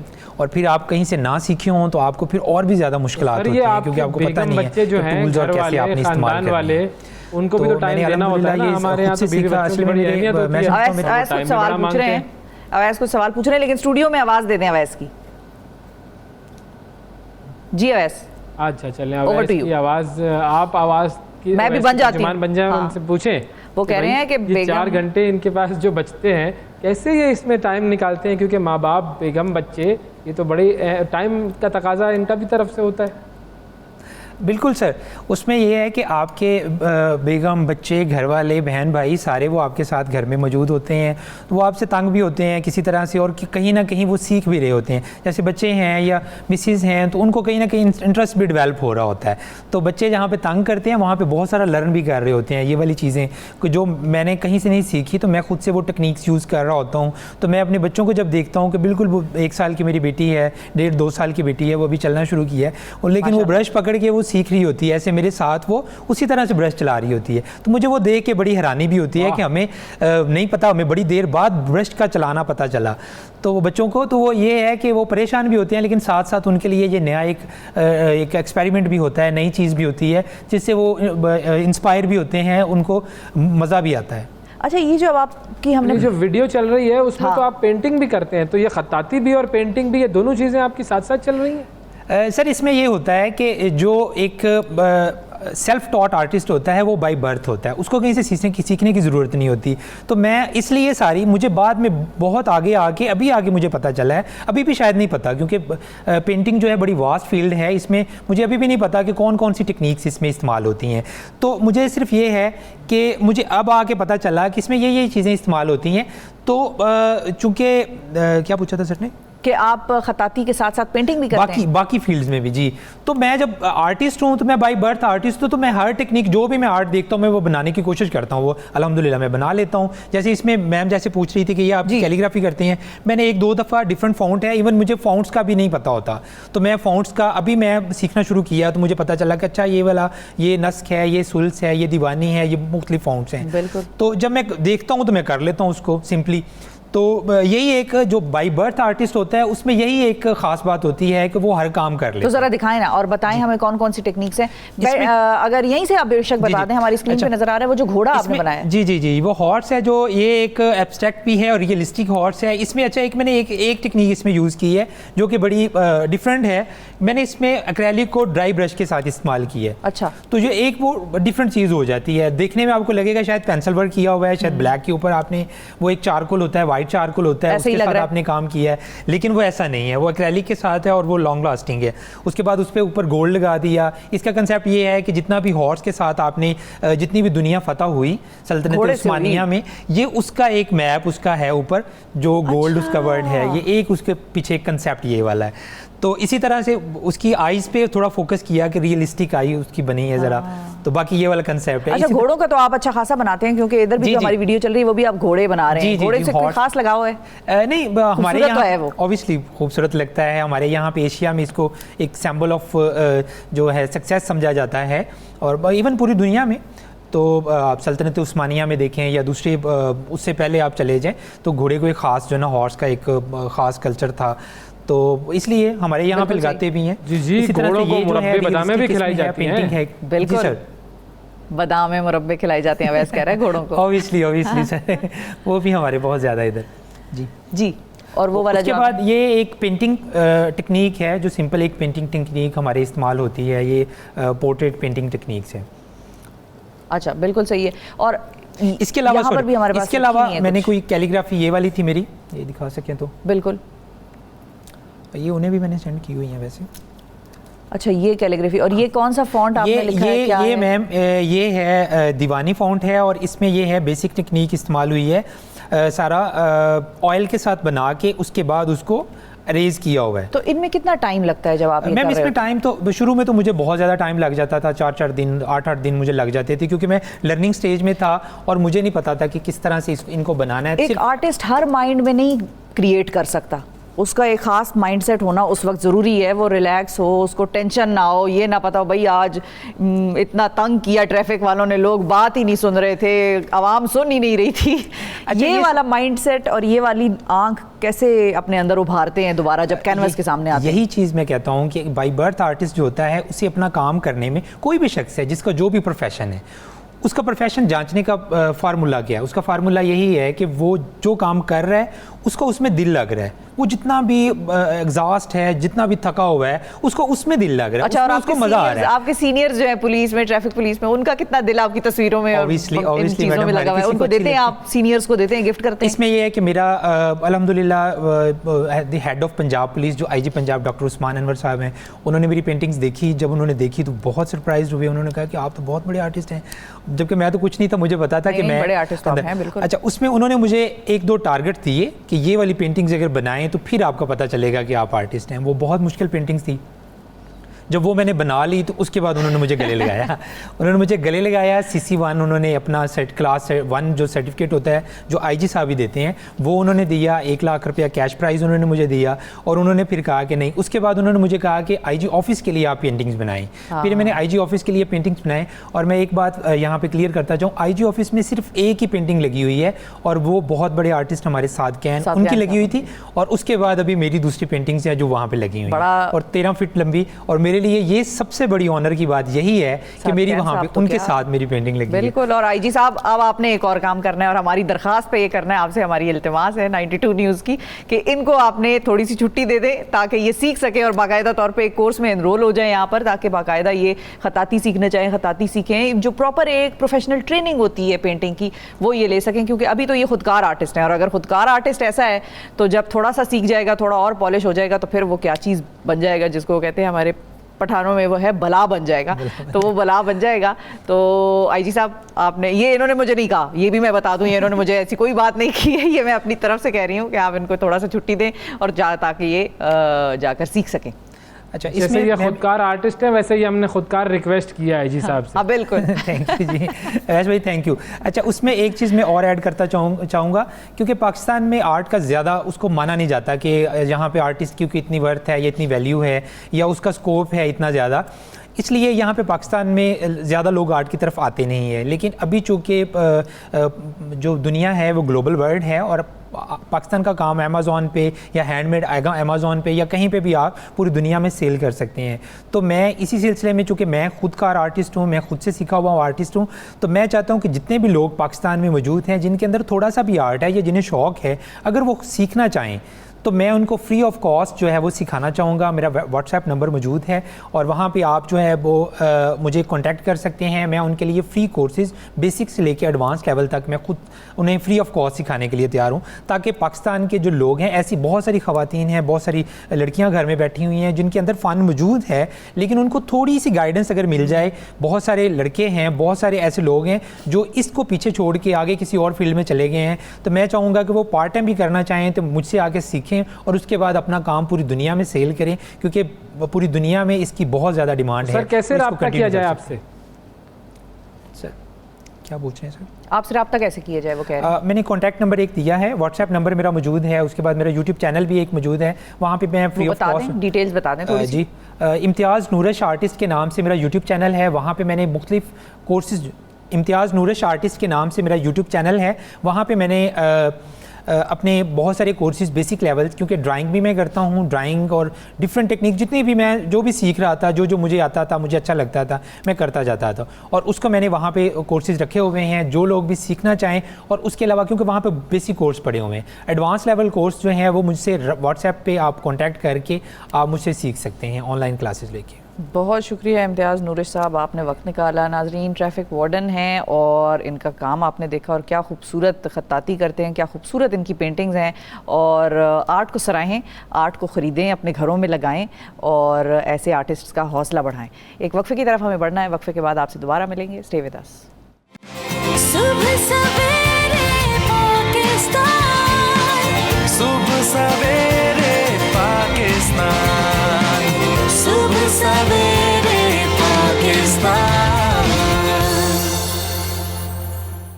वेलकम बैक सुबह सवेरे पाकिस्तान में एक मरतबा फिर खुशामदीद। अब एक और बहुत ही ज़बरदस्त इंस्पिरेशनल पर्सनालिटी से हम आपकी मुलाकात करवाते हैं। एक खातून खिलाड़ी, और वो एक ऐसा खेल खेलती हैं जो वैसे ही पाकिस्तान में बहुत कम खेला जाता है, और वो गेम है आर्चरी यानी कि तीरंदाजी। लेकिन ट्विस्ट अब आगे सामने आपके सामने मैं पेश करूँगा। आर्चरी फिर भी चलें, बहुत सारे लोग करते हैं, लेकिन उस आर्चरी में ज़ाहिर है इंसान की आंखों का कमाल होता है कि कैसे आप अपनी आंखों की मदद से वो जो टारगेट है उसको देखते हैं और उस तक वो तीर पहुंचा देते हैं। अब बात आ जाती है पैरा आर्चरी की। पैरा आर्चरी एक ऐसा खेल है कि जिसमें आप उस वक्त ही हिस्सा ले सकते हैं जब आपकी बीनाई कमज़ोर हो, कम हो, या आप बीनाई से मुकम्मल तौर पर महरूम हो। तो इस खेल में, पैरा आर्चरी में, बीनाई से महरूम अफराद अपनी जो टैलेंट है उसका मुजाहरा करते हैं। और हाल ही में बर्मिंघम में वर्ल्ड स्पोर्ट्स का इनेकाद हुआ जिसमें पाकिस्तान की तरफ से डॉक्टर बख्तावर खालिद ने तीरंदाजी के मुकाबलों में हिस्सा लिया। और डॉक्टर बख्तावर खालिद की जो बीनाई है वो ख़त्म हुई थी, कैसे ख़त्म हुई थी, अब वो कितनी बीनाई बाकी है, कैसे वो अपनी ज़िंदगी के मामलात जो हैं वो सर अंजाम देती हैं, और फिर इस खेल को वो कैसे खेलती हैं बीनाई ना होने के बावजूद ज़बरदस्त तरीके से पाकिस्तान को वो रिप्रेजेंट कर रही हैं, और फिर डेंटिस्ट्री भी कर रही हैं। ये काम कैसे हो रहा है कुछ समझ में नहीं आ रहा मुझे, जानेंगे हम डॉक्टर बख्तावर से और उनकी वालिदा हिना गुल साहिबा से। अस्सलाम वालेकुम। वालेकुम अस्सलाम। बहुत शुक्रिया, आप दोनों ने वक्त निकाला। भाई सबसे पहले तो थोड़ा सा हमें कोई ज़रा शौक से बाहर निकालें कि ये कैसे हो सकता है कि आपका विज़न ना हो और आप ये आर्चरी कर रही हैं। हर चीज़ को मॉडिफाई करना पड़ता है, क्योंकि एक नॉर्मल प्रोसेस से ज़्यादा आपको फिर थोड़ा सा उसको चेंज करें तो वो आपके लिए, आपकी कंडीशन के लिए स्पेसिफिक हो जाता है। तो फॉर एग्जांपल मैं जिस तरह करती हूँ उसमें ये होता है कि जिस हाथ में मेरे बो होती है, जिस हाथ में मेरा कमान होता है, वो एक फ्रेम से टच होता है। उस फ्रेम को कहते हैं हम लोग व्यू फाइंडर। अच्छा। और वो ये होता है कि वो टारगेट की हाइट पे होता है और टारगेट की डायरेक्शन में होता है। तो फिर आप उस मेरा ये वाला हाथ उसके सिर्फ मतलब एक पॉइंट होता है, उस पर आपने टच करना होता है, आप उसे टच नहीं कर सकते। बाकी लोग साइट एक लगा के दूरबीन सी चीज़ से देखते हैं, बट मेरा ये है कि मैं उस फ्रेम को टच करती हूँ, उसके बाद फिर आपको सारा जो होता है वो डायरेक्शन को मेंटेन करने का, और डायरेक्शन को, क्योंकि वो आपको सिर्फ सेंटर बता देगा अच्छा येलो है, मगर अगर सेंटर को इस तरह मारेंगे तो एंगल जाके वहाँ पे लगेगा।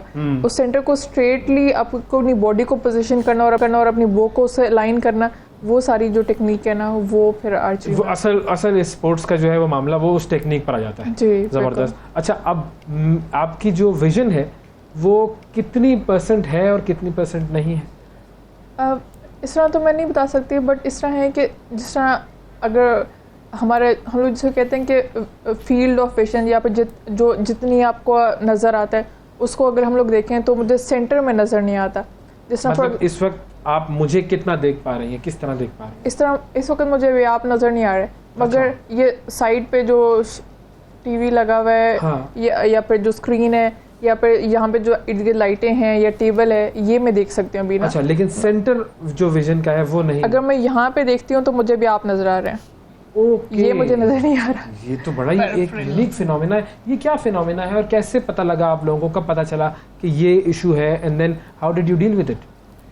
एक्चुअली जब इसने मेडिकल में डेंटिस्ट्री में इसका एडमिशन हुआ तो ये हॉस्टल में शिफ्ट हो गई थी, और क्योंकि घर से काफ़ी दूर पड़ता था हमें इसका कॉलेज, तो ट्रेवल में बहुत टाइम लग रहा था। सो ये घर आई तो इसने कहा एक दफ़ा कि मामा रात को कॉरिडोर में पड़े हुए थे मेरे शूज़, तो आई थॉट कि अब नहीं है, तो मैंने रात को नहीं मुझे वह नज़र आए, और सुबह जब मैं उठी तो वो वहीं पड़े हुए थे जहाँ मेरा ख्याल था कि पड़े हुए होंगे। अच्छा। So this was a kind of night blindness which started with her. तो फिर हमने उसके सारा इन्वेस्टिगेशंस की, काफ़ी थोरो किस्म की टेस्टिंग हुई, सब कुछ, लेकिन तब तक ना डिटेक्ट नहीं था हो रहा कि ये क्या प्रॉब्लम है। ठीक है, फिर कैसे डिटेक्ट कोई 2 साल लगे कि उसके बाद से ना वो फिर ज़्यादा जब अपीयर होना शुरू हुआ, वो फिर दिन में शुरू हो गया, तो फिर उसके बाद फिर वो ज़्यादा हो गया। तो फिर कोई तो ये एडजस्टमेंट मेडिकल में कोई इलाज, कोई क्योर, कोई आजकल तो बड़ी साइंसी नहीं, इसमें अभी तक कहीं नहीं है। सारी दुनिया में इस पे बहुत वो हो रही है, रिसर्च हो रही है इस पे, शायद आगे जाके कहते हैं कि ये जो जीन थेरेपी है इसके थ्रू इसका कुछ हो सकता है, बट सो फार अभी तक कहीं भी इसका इलाज नहीं है। हमने चेक किया अमेरिका में, एक कोई पाकिस्तानी नजाद वहाँ के डॉक्टर हैं जिनको ओबामा अवार्ड भी मिला हुआ है, अच्छा, on his research for this vision loss thing. तो वो उनको ओबामा अवार्ड मिला हुआ है मार्क हमायूं के नाम से। अब वो इतने वहाँ पर रह गए हैं कि वो मार्क हमायूं शुक्र है उन्होंने रखा हुआ नाम के साथ। तो उनको उनके ऑफिस में भी उनको चेक करवाया, तो उन्होंने कहा कि नहीं, एक तो ये कि एक टाइम पीरियड था उस वक्त ये 25 की नहीं थी तब हमने ये करवाया था, तो उन्होंने कहा तो 25 से पहले हम टेस्टिंग नहीं करते।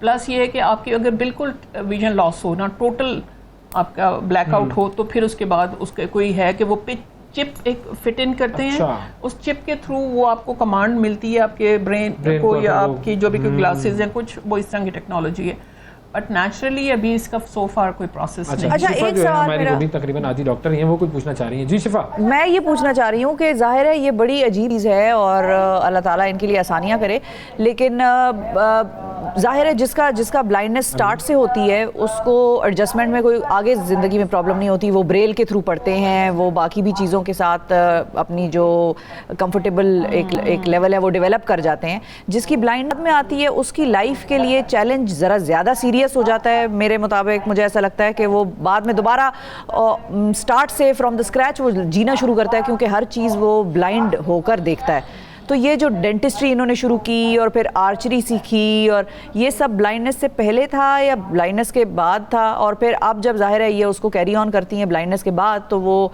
एजुकेशन किस तरह से कर रही हैं? ब्रेल से भी अभी मुझे नहीं पता कितनी फेमिलियर हैं या नहीं है, पढ़ाई में कितना एक हर्ज हुआ या कितना, मैं वो जानना चाह रही हूँ, adjustment to life. Thank you Shifa इतने अच्छे सवाल के लिए। एक्चुअली जब मैं 2 साल में BDS कर चुकी थी तब मुझे ये कंडीशन डेवलप हुई, तो 2 साल में रहते थे, बट उस वक्त मेरा विजन ना प्रोग्रेसिव है, तो प्रोग्रेसिवली इतना अभी लॉस नहीं होता कि मैं पेपर पे देख सकती थी। तो मैंने अपने एग्ज़ाम्स दिए, बट मैं प्रैक्टिस नहीं कर सकती थी डेंटिस्ट्री, क्योंकि ऐसी बात है जब 2 साल बाद मेरी आईसाइट इतनी ज़्यादा बढ़ चुकी थी कि मैं पेपर पे देख नहीं सकती थी।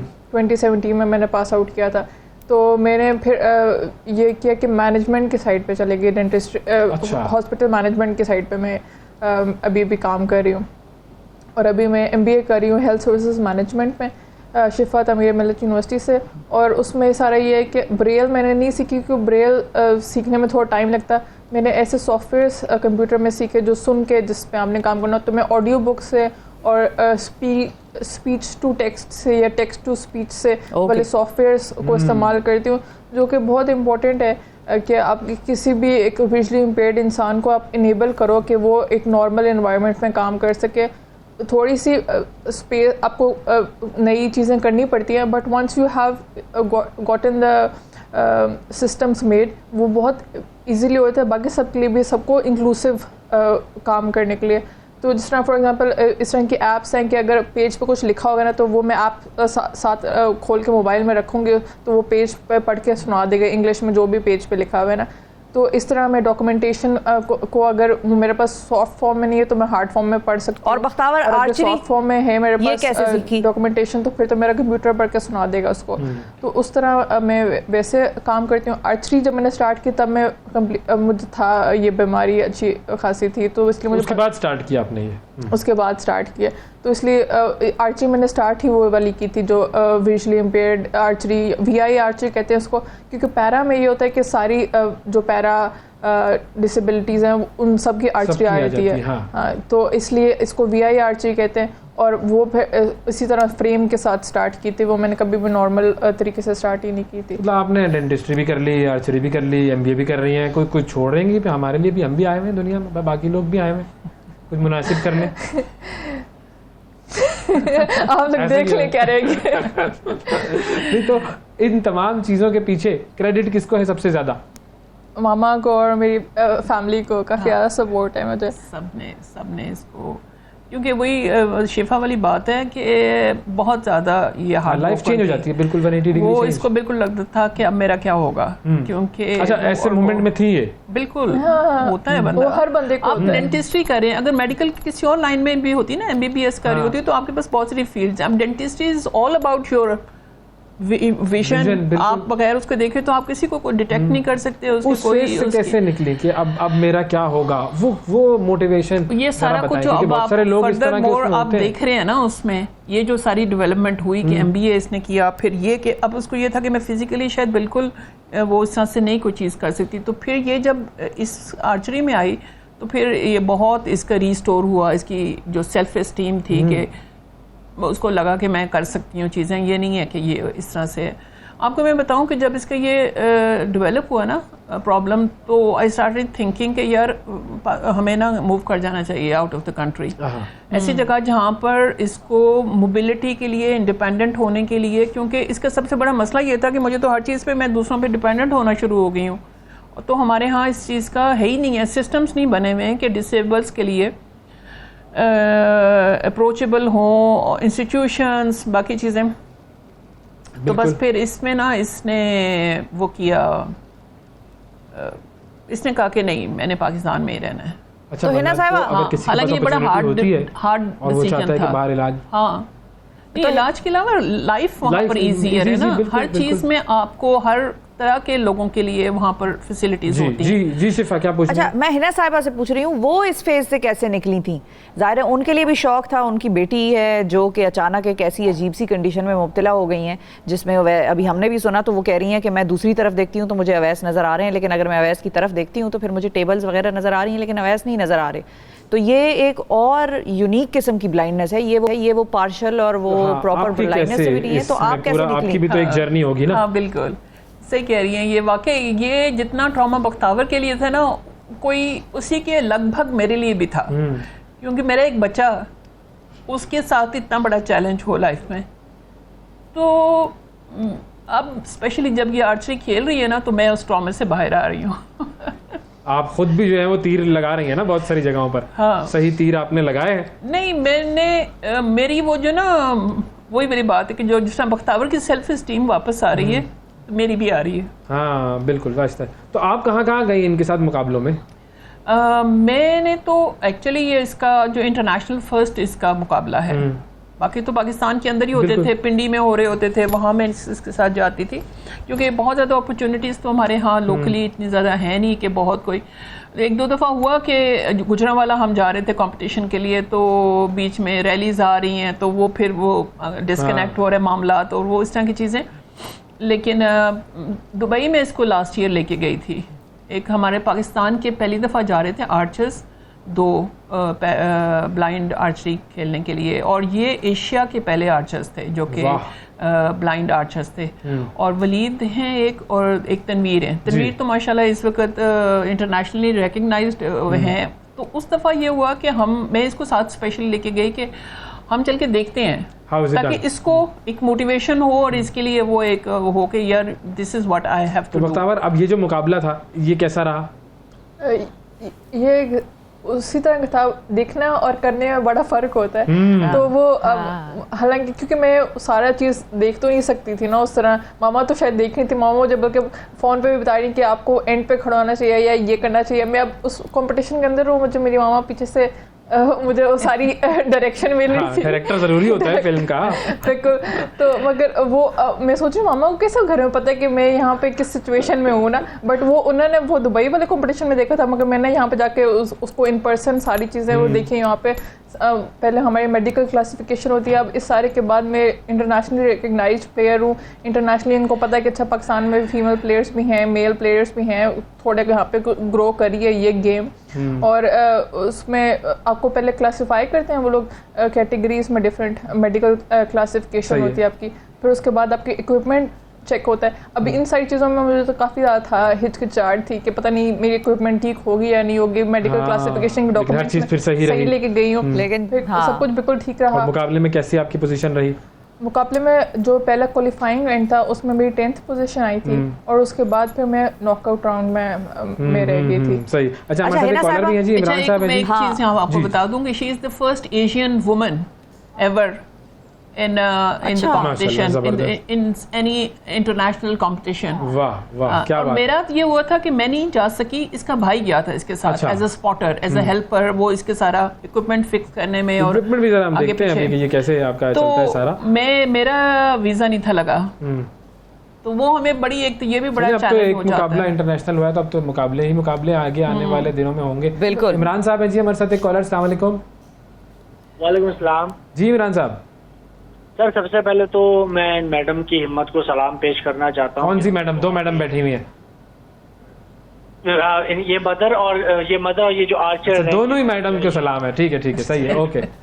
और सर सबसे दूसरा इनको कि मैं गवर्नमेंट से अपील करना चाहूंगा कि इनके जैसे लोगों के लिए और इनके लिए भी जो इस तरह के इवेंट्स और मुनक्किद करने चाहिए। सर हम भी अपीलें कर करके सपोर्ट भी हो और ये अपने आप को जो है और बिल्कुल अपीलें कर करके अपीलें तो बस अब क्रिकेट मैच में रह गई, अपील आउट यही हो रही है, अपील और तो कोई अपील ही नहीं। थैंक यू इमरान साहब, थैंक यू। वहाँ पर इसके साथ ब्लाइंड क्रिकेट टीम भी गई हुई थी, और वहाँ वो उन्होंने वो जीत कर आए हैं। ब्लाइंड क्रिकेट टीम भी जीत कर आई है हमारी, बड़ा पीसीबी के अंडर काम कर रही है और पीसीबी की सपोर्ट में है, तो वो माशाल्लाह टॉप करके आए हैं। तो आप लोगों को पाकिस्तान स्पोर्ट्स बोर्ड के ही तवस्सुत से ये Pakistan archery federation, Pakistan archery federation. अब मुझे जरा ये इक्विपमेंट बताएं भाई, ये क्या इसका सिस्टम है और ये कैसे चलता है, बताएं जरा। मैंने वो रखा हुआ है यहाँ पे, मतलब रोज और वो लेके आई थी, मैंने कहा दिखाने के लिए ना। बिल्कुल विजुअल हम भी जरा इसका देखें। स्टैंड तो नहीं है इसके साथ, लेकिन इसका ये जो तीर है स्टैंड हम निकाल लूं तो ये क्या पॉइंटेड होता है आगे? जी अच्छा, लग सकता है कार्बन अगर आप मेरे सामने खड़े, इसलिए सिक्योरिटी का वो बहुत ज़्यादा उसमें होता है खासतौर पे। अच्छा आप बाहर जाए ना तो बाहर बहुत ज़्यादा वो तो दूर मील से वो पास नहीं करने देते किसी को भी कि अच्छा, ताकि किसी के लिए खतरा ना हो, कोई इंजरी ना हो जाए, कोई नहीं। हम अगर शिफा होती ना हमारे साथ यहाँ पर स्टूडियो में, हम शिफा को सामने खड़ा करते और आपसे तीरंदाजी करवाते। हाँ, लेकिन आप मुझे पता था वो आ रही है, मुझे पता था बख्तावर आ रही है, तो मैं दौड़ गई। पुरानी फिल्मों में वो सर पे सेब रखा होता है, उस पर तीर मारते हैं। मुझे पता था बख्तावर आ रही है, तो मैं दौड़ गई हूँ ताकि आप अवैस खड़े हो सामने। अच्छा, मैं तीर लगाऊंगी नहीं वैसे। हाँ लगाएं मत तीर, लेकिन सिर्फ उसका एक्शन बता दे कि वो लगता किस तरीके से। ये एक नॉक होता है, तो इस तरफ आ जाए, थोड़ा आगे आ जाए रोशनी जी। अच्छा बिल्कुल, हाँ जी। तो यहाँ पे तीर लगाते हैं। अच्छा मैं तीर लगाते हैं फिर उतार के खींचूंगी। बिल्कुल नहीं तो आप तीर मार दें उधर किसी को। ये एरो रेस्ट के ऊपर रेस्ट किया, फिर क्योंकि मैं फील करके करती हूँ तो सही। हाँ ये तो पूरा आपको, हाँ अच्छा ये लग गया, वेरी गुड, सही। फिर ये वाला सारा प्रोसेस मुझे हर दफ़ा करना पड़ता है कि एरो रेस्ट पे फील करूं और ये देखूं कि नॉक पे लगा हुआ या नहीं लगा हुआ। सही, ठीक है। अभी मैं उतार देती हूँ। उतार दे, ठीक है, सही है। सिक्योरिटी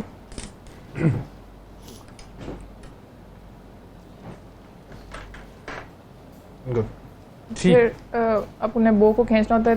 ये 30 पाउंड की बो है मेरी। और ये कितनी दूर होता है जो ये आपका वैस को देना, ये खींचें जरा, बो को खींच के देखें आप, तो ये वैसे आप फील करें इसको। काफी भारी है ये तो, फिल्मों में तो और तुरल में दिखाया जाता है वो इस तरह से तीर अंदाजी करता है और बड़े आराम से लकड़ी की, इसको ना उठाएं आप, सिर्फ उसको एरो उसको बो को खींच के स्ट्रिंग को, ये आपके लिए खतरनाक हो सकता है। अच्छा ये बहुत भारी, बहुत ये यहाँ तक जाती है, ये यहाँ से छोड़ते हैं। काफी ज्यादा इसके अंदर तो भाई मेहनत लगती है। 30 पाउंड। मैं तो हल्का ले रहा था। अवैस बख्तावर से खिंचवाएं किधर तक, बहुत स्ट्रेंथ बिल्ड करनी पड़ी इसको माशाल्लाह। चलाने। हाँ किधर तक खींच सकती हैं बताएं जरा, आप तो करें जरा खींच के।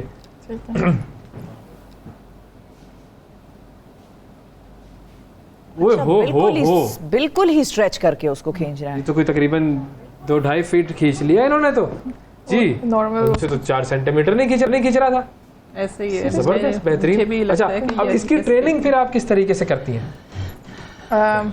ट्रेनिंग उसको उतार दो बेटा। अच्छा, एज इन बताएं। ये स्टार्ट मैंने लाकत बाग में स्टार्ट किया था, पिंडी में। वहाँ पे एक कोच है मलिक एजाज साहब, उन्होंने जो है विजुअली इम्पेयर्ड आर्चरी पाकिस्तान में स्टार्ट शुरू करा। किए। अच्छा। तो उनसे मैंने बेसिक्स सीखे। उसके बाद क्योंकि मैं बहुत ज़्यादा पिंडी जा नहीं सकती थी इस्लामाबाद में, मैं फिर यहाँ पे एक प्राइवेट क्लब में मैं प्रैक्टिस करती हूँ। बट यूजली ये होता है कि आप जब प्रैक्टिस करते रहते हो तो आपको फिर चीज़ें आ जाती हैं, आपको फिर थोड़ी सी चीज़ें कहीं से ढूंढनी पड़ती हैं और उस तरह फिर आप जो है तो उसको अभी करते हो। एज यू सेड कि she is the only female player in Pakistan जो ये कर रही है। नहीं, दैट्स देयर आर अदर्स, लेकिन इंटरनेशनल बीट में किसी अच्छा, भी इंटरनेशनल बीट में हाँ, इससे पहले और किसी इससे ने पहले नहीं किया। इवन एशिया में नहीं है, फर्स्ट एशियन। जबरदस्त। तो अब क्या आपका बात है, आगे तो क्या बस- इरादा है? अब और ज़्यादा प्रैक्टिस करने का इरादा है, क्योंकि अभी मैं एक दफ़ा इंटरनेशनली चली गई तो मुझे ये पता लगा कि क्या आगे गैप्स कितने ज़्यादा हैं और किस डायरेक्शन में मुझे आगे काम करना है। तो अब मुझे कोई डायरेक्शन मिल गई है, now I have to work on it ताकि अगले में साल बेहतर टीम परफॉर्मेंस दे बनानी सकूं। और लड़कियों को भी एम्पावर करना कि वो हाँ, ये खेलें, बड़ा जो ज़रूरी है। कुछ बच्चियां खेल रही हैं, तो इन सबके साथ मिलके चले आने वाले वक्तों में बख्तावर खुद भी, मेरा फाइनल क्वेश्चन तो नहीं है लेकिन मेरा एक कमेंट ज़रूर है। हिना साहिबा जो है वो बात करते हुए दरमियान में, ज़ाहिर है माँ हैं, वो थोड़ी सी इमोशनल हो गई थी और उनको बस मैं ये एक तरह से रीअश्योरेंस बताना चाहती थी। मैंने क्या देनी है, देने वाले की ज़ात तो ऊपर है बैठी है। ये मैं बता दूं कि हिना साहिबा हार्ड पार्ट इज़ ओवर। वो जो एडजस्टमेंट का इशू था ना कि अब क्या करेंगे, ये तो बिल्कुल नॉर्मल लाइफ थी, अचानक से ये हुआ है, अब कैसे जिएंगे, वो दैट पार्ट इज़ ओवर। अब शी हैज़ मूव्ड ऑन और अल्लाह ताला इनको मज़ीद कामयाबियाँ दें, आप लोगों को भी हौसला दें। चैलेंज ज़रूर है लेकिन उसने हाथ पकड़ लिया है। आमीन। बिल्कुल बिल्कुल बिल्कुल। थैंक यू जी, बहुत शुक्रिया बख्तावर, बहुत शुक्रिया हिना साहिबा आपका। नाजरीन, आज के प्रोग्राम में इतना ही, अगले प्रोग्राम में फिर मुलाकात करेंगे। उस वक्त तक के लिए इजाज़त दीजिए। अल्लाह हाफिज़। सुबह सवेरे पाकिस्तान।